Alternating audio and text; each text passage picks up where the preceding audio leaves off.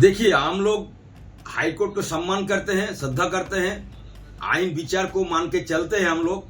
वो लोग कैसे क्या किया, लेकिन बीजेपी का तो आप जान माने बीजेपी चाहता है कि दंगा फसाद करके हम पावर में आए, क्षमता में आए, और जो हाई कोर्ट को हम विचार के ऊपर हम उंगली नहीं करेंगे, बात नहीं करेंगे वो लोग कैसे क्या किया। लेकिन ये सब जो है, जो जनप्रतिनिधि का नाम ले रहा है, सब भित्तिहीन है। ये लोग जान जी लगा के शांति बरकरार रखने के लिए, शांति प्रतिष्ठा करने के लिए अपना जान को जोखिम में डाल के अपना रिस्क उठा के सबका सामने गया है।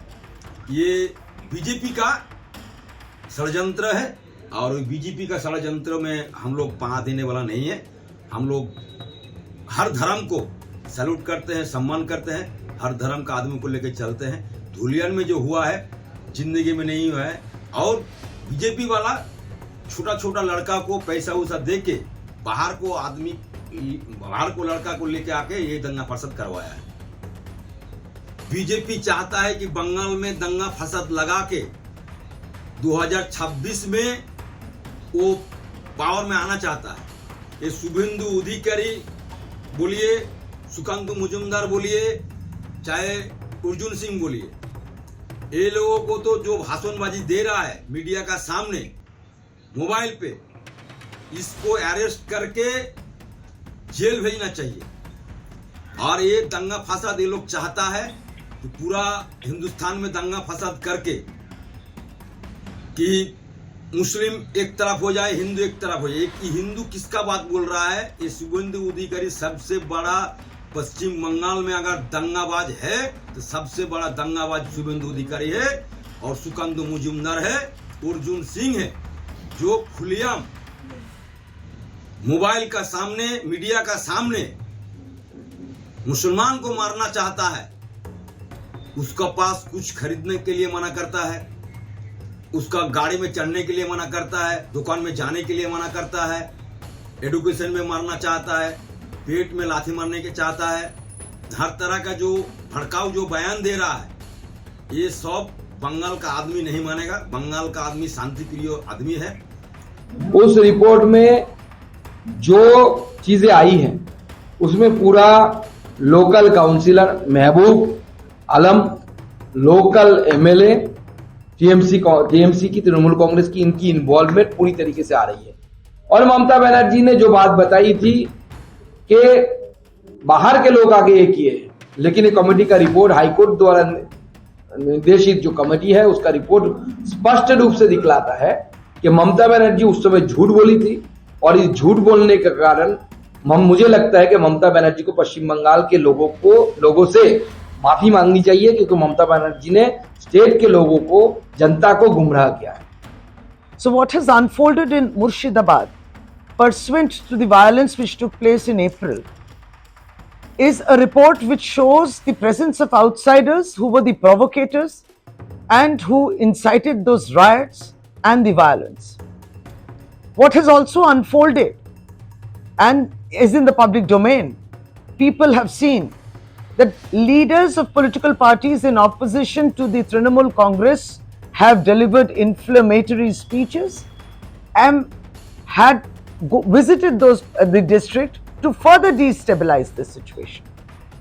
What is also evident is the strict action, the immediate action taken by the state police, by the police of the district, by the multiple arrests which have taken place, alongside multiple FIRs, and also the various peace committee meetings which have been taking place in the block, the neighborhood, cutting across all communities, all religions, all have assembled in these meetings to establish peace in the area.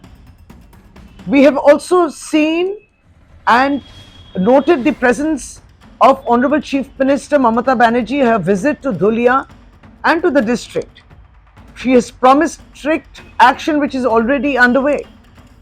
Administrative relief to those affected by this violence. Also rehabilitation of the same, of those people affected by this violence. We have seen Didi reiterating about the Walk-off Amendment Act, that she has said it in the past, she said it again, that she would not allow this to be implemented in West Bengal. She has assured the people of that district of Murshidabad that she is with them. And those rioters and those who incited the violence would not be spared. And extreme action would be taken against them. This is what the state has done, because she has continuously said that we don't want riots, we want peace. And that stability is returning to the district. And these assurances are also guaranteeing the return of normalcy to that in that district. This is what Trinamool Congress feels should be the duty of every political party, to establish peace and stability, and not to try to take political ground or advantage of this situation. ये बात बिल्कुल साफ सामने आई कि 113 जो houses थे वो पूरी तरीके से विध्वंस हुआ और लोगों को वहां से पलायन करने पर बाध्य होना पड़ा।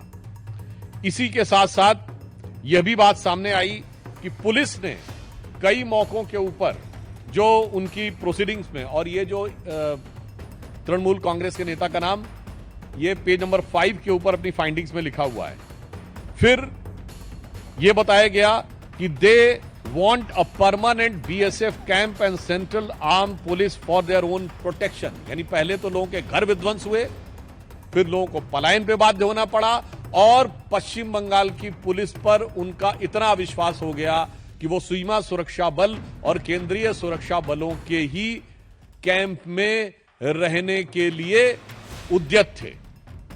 यह साफ दर्शाता, और आगे लिखा है, the west Bengal police did not respond at the village of Vetbona called at 4 p.m. on Friday and 4 p.m. of Saturday, but police did not pick up the call। यानी गांव के लोगों ने जब उनको मदद की गुहार लगाई, पुलिस ने कुछ नहीं किया।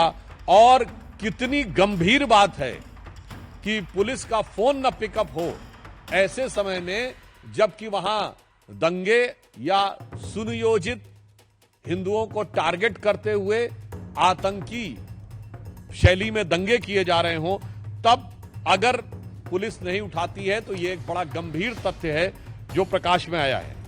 और यह भी बात सामने आई है कि residents of Shamsherganj, Hijaltala, Shulutala, Digri, they came masking up their faces. यानी यह भी बात साफ आई कि चेहरा छुपाकर लोग सुनियोजित ढंग से हिंसा करने के लिए आए थे। कि अब इसके बाद पश्चिम बंगाल सरकार के पास किसी प्रकार का मुंह नहीं रह गया है यह कहने का कि वहां पर हिंसा नहीं हुई थी।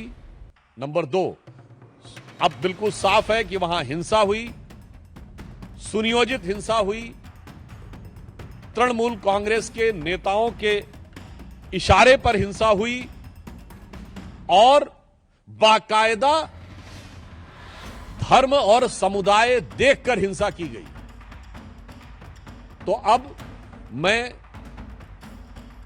पश्चिम बंगाल की मुख्यमंत्री ममता बनर्जी जी से पूछना चाहता हूं कि उनके ममतामयी हृदय में कब वह करुणा जागेगी कि वो अपने नेताओं पर कार्रवाई करेंगे।